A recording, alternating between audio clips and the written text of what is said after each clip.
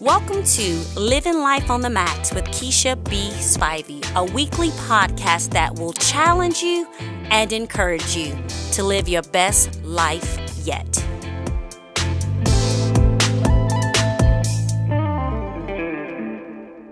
Hello. Welcome to Living Life on the Max. If you were tuned in last week, you heard me kind of tell the story of me on the eve of my 30th birthday.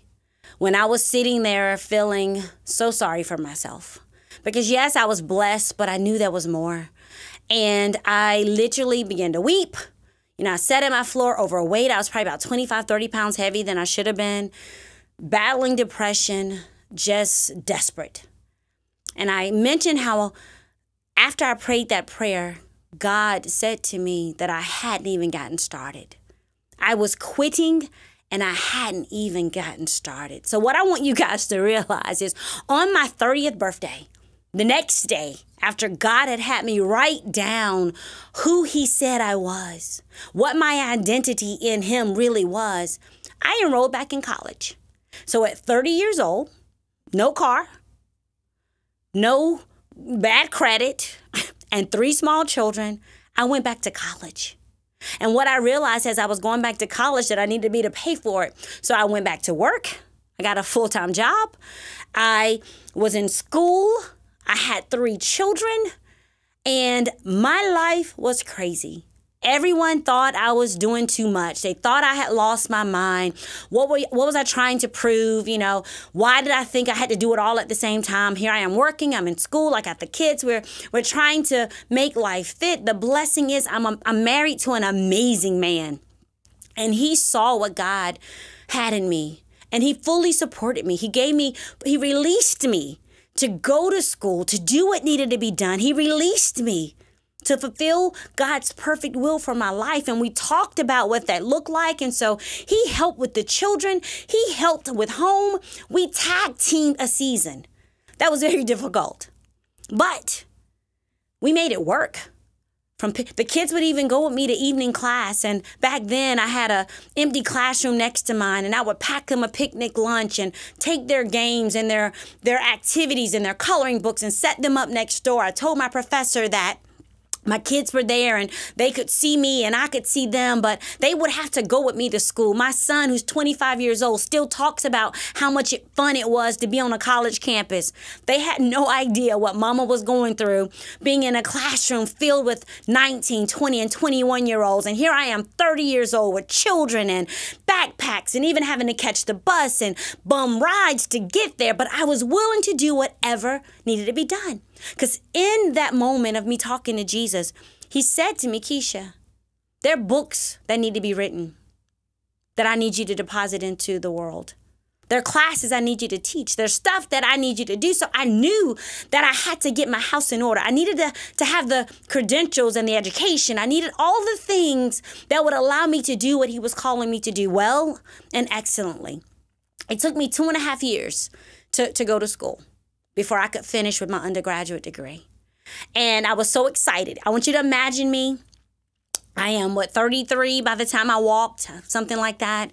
And my children are in the stands, and I have friends that are in the stands. And I know I was probably one of the older people in that area, but I felt like God had given me a new lease on life. So at 33, here I am walking across stage, getting my undergraduate degree. One that would have been paid for entirely by academics, but God. But then I go back to school and the company that I worked for paid for me to finish school, but God. So even in my stupidity of quitting, God's grace was sufficient because he brought me another avenue that paid for my school. So I was able to finish school at 33. I'm like, yes, I'm done. I'm ready. And no sooner than I got out of school and got my degree, the Lord began to tell me that I needed to start my own business. So I'm like, okay, Lord, what are we going to do? Fast forward, I ended up starting my first business in Greensboro. And God began to open up doors for me. He began to make ways for me. I began traveling and I was speaking. I had an opportunity to be on have a television show. Had a radio show. Just opportunities were coming, and it was really, really amazing. And doors were opening, and the kids were excited. And literally, I went from being what I considered a college dropout to now I'm a graduate. So I had snatched that label off, and I began pursuing what was in me.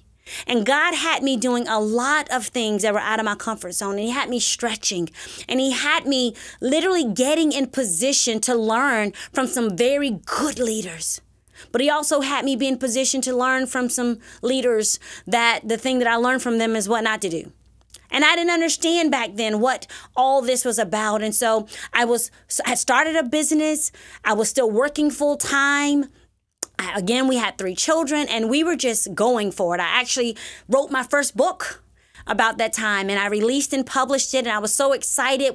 I think we ended up selling about 5,000 copies, and that's been years back. So that was a big deal. We didn't have the internet, and I went on Amazon. That was me going, speaking, and setting up product tables and selling books and CDs and all of that. And God just began to expand my territory. And things started happening, and life got complicated. And then my mother got sick. And she was diagnosed with cancer. And I ended up moving her to Greensboro with me. So I put my business on hold. By this time I quit my job, but I was literally between business and the kids and taking care of my mom. My whole life became that. What many people don't know is my mom and I didn't have the best relationship growing up. She loved me, but my mom had a lot of wounds and a lot of scars that she had never healed from. And it literally transferred into our relationship. And so when she got sick and God told me to move her to Greensboro, I was like, okay, God, we love each other, but we don't really like each other. We don't have a lot in common, Lord. And He said to me in that season, I need for you to be the daughter you would want your daughters to be. I need for you to be present in every capacity that's needed. I need for you to rearrange your life for your mom. And I did. We came and got her. We moved her into Greensboro. So I put everything that I was working on really went on pause. I was working for myself at that time, but I had to stop traveling. I had to stop doing a lot because she needed to get to treatment. My mom had been diagnosed with lung cancer. And so she had a lot of things going on, and it quickly moved to her brain. And so we had a lot of things that had to happen with that. She was, had a couple of hospital stays. It was a lot of life going on. And God told me that there's some things you don't get a do-over on. I would never get a do-over on taking care of my mom and the time that she would have with my children. So I shut my life down. Everything beyond my husband, my children, and my mom. And that's where I poured my life. And I took care of my mother until she took her last breath. And I have no regrets on that. Because if I had it to do all over again, I would do the exact same thing. Because what I discovered is as much as I thought we didn't have in common, we were way more alike than we were different.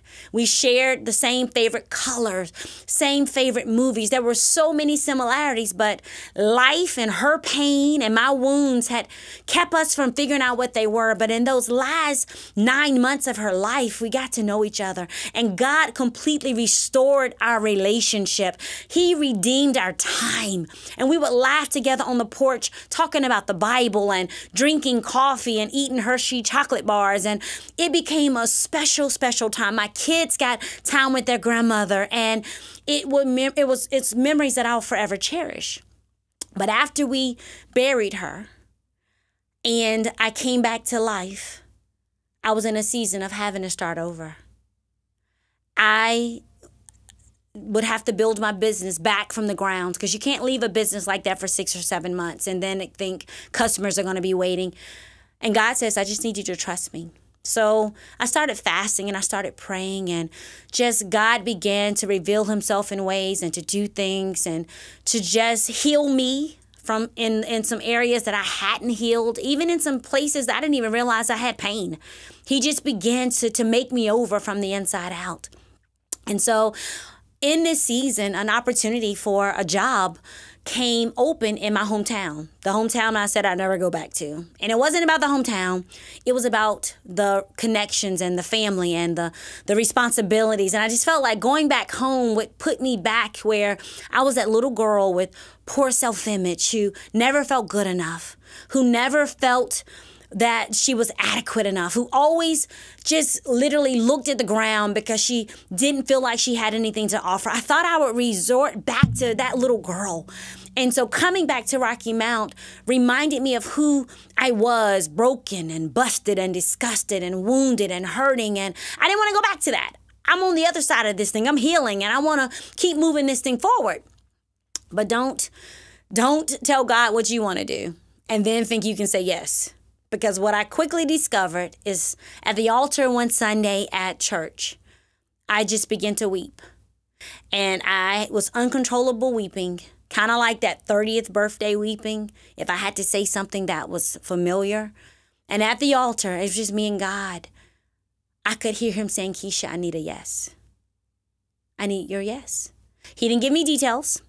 He didn't give me any insight, nothing, just I need your yes. And I was fighting it.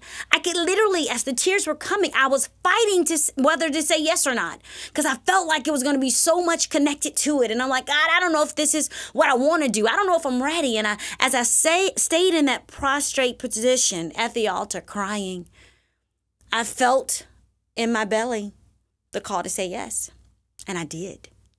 I had no idea that yes, yes at 30 changed it one way, but the yes at that altar changed it again.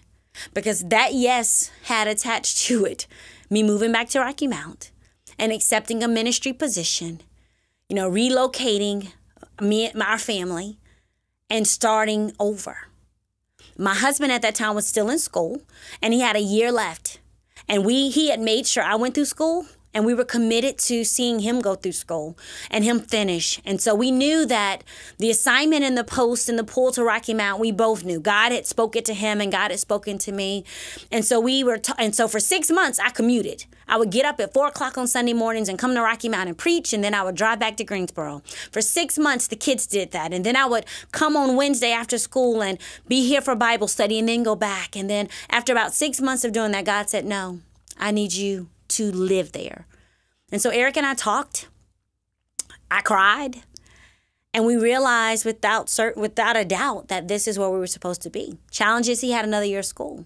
So me, our 3 kids, and our 2 dogs moved into hotel.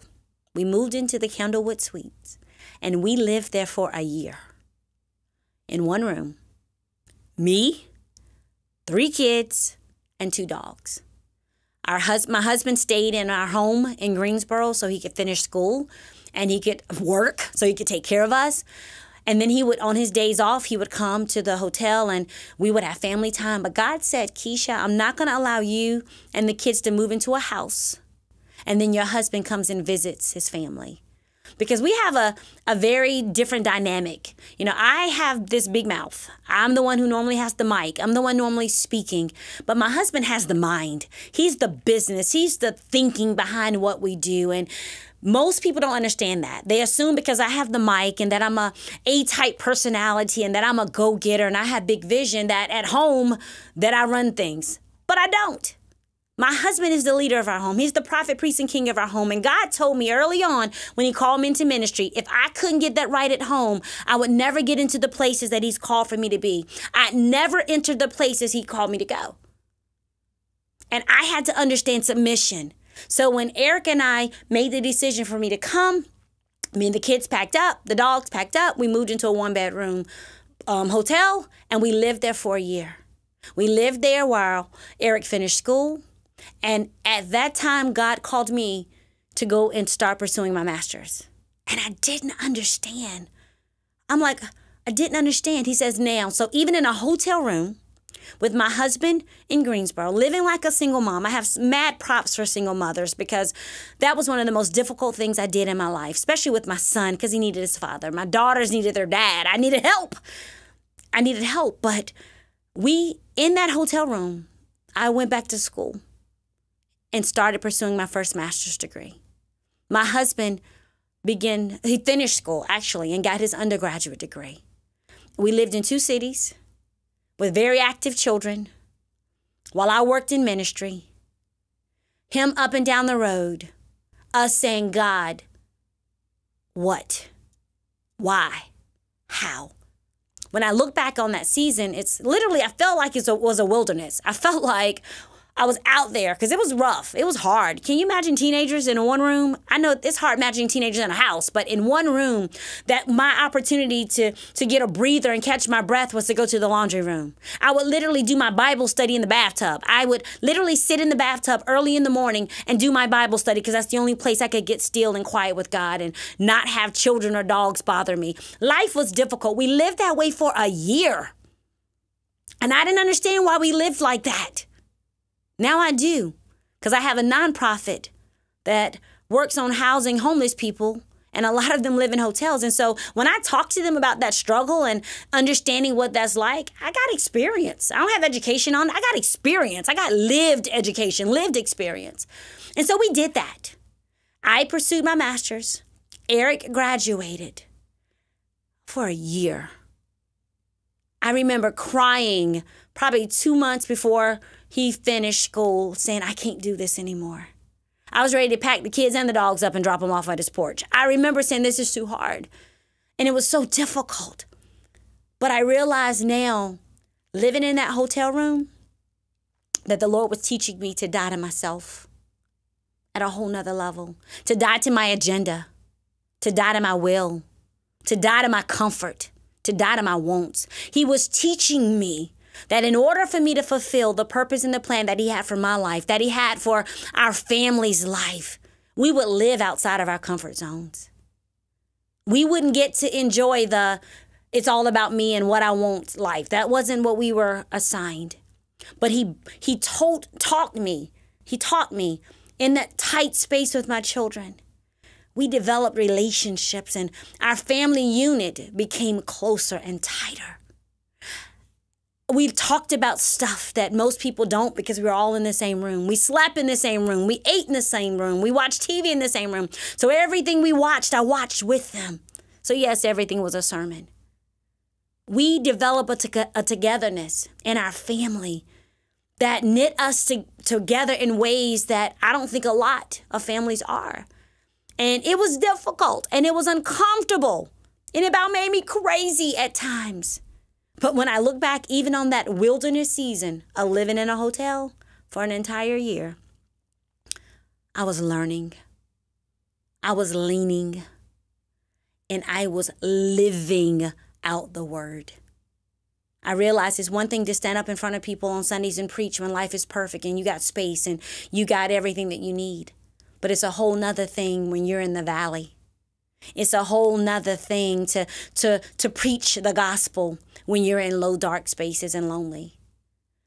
That season taught me about the sovereignty of God and trusting when you can't trace, when you can't see, trusting when it doesn't make sense, trusting and moving forward on simply a go, on simply a go. You know, I'm going to close out this session because this is a lot. But I want you to realize I didn't go from dropout to doctor overnight. There's been a process, a lot of sacrifice, a lot of tears, a lot of pain, a lot of hurt. But here's what I know. When you are committed to be the best version of you possible, when you're committed to go the distance with Jesus, when you're committed to do whatever's required, when you say yes and you mean it, it might take you through some dark places, but you've always got the light. And you may walk through valleys, but the shepherd is there with you. That year, those years of feeling like I was circling a mountain, not knowing where I was going, have become foundational years in the ministry God has called me to, into the nonprofit he's called my husband and I to build in the region, to the work that we're now doing in Africa. It was that wilderness experience that helped chisel off the parts of me that could not go to the next level with me, that shaped me into someone that could be put into a mold that could be used, that could be elevated, that could walk through doors and know it wasn't about me. Knowing that I could not and did not do this for myself. It was my God. It was my good, good Father. So as we close out this session, I want you to think about your wilderness experiences. You know, maybe you've looked at them from gloom and doom. What if you flipped the script and you looked at that wilderness and you squeezed every bit of life out of it and you found the lessons? You found the leadership notes. You found the gold nuggets that you had overlooked because you looked at that time as nothing but pain. But what if you looked at it and you saw purpose? Because I believe God squeezes our pain and he turns it into purpose when we give him our ashes and we trust him to make something beautiful. So share this message with a friend, someone that you know might be in a wilderness, it might be in a pressing place, might be in a dark place. Let them know there's hope. Because yes, I told you, I went from dropout to now I'm Dr. Keisha B. Spivey. And that process wasn't easy. But here's what I can tell you. It was worth it. And in the process of it all, God never left me. He never forsaken me. His sovereignty remained true. And I had to learn that his sovereignty and my personal responsibility have to intersect. And when they do, his perfect will manifest in your life. So God bless you. Tune in next week. I'm going to continue with this story. I'm so close. I'm so close. I'm so close. I'm going to pick up when Eric got to Rocky Mount with us. And we started into another season as a family into what God had called us to do for kingdom purposes. And yes, I am telling you this story, not because I've done everything right, not because I'm so good, but because when you hear where I am, I want you to have full visibility into where I came from. And some of this is going to be written in a book that I'm working on right now that'll be published soon. The nitty and the gritty. It's going to be in there. But I want you to know there is no oil without the olive being crushed. And there's no way for you to get to being who God has called you to be without some pressing, without some crushing. So don't run from it. Embrace it and allow God to make you more like him and to define and to refine you so that you come forth like pure gold. God bless you. I'll see you next week and do you on Max. God bless.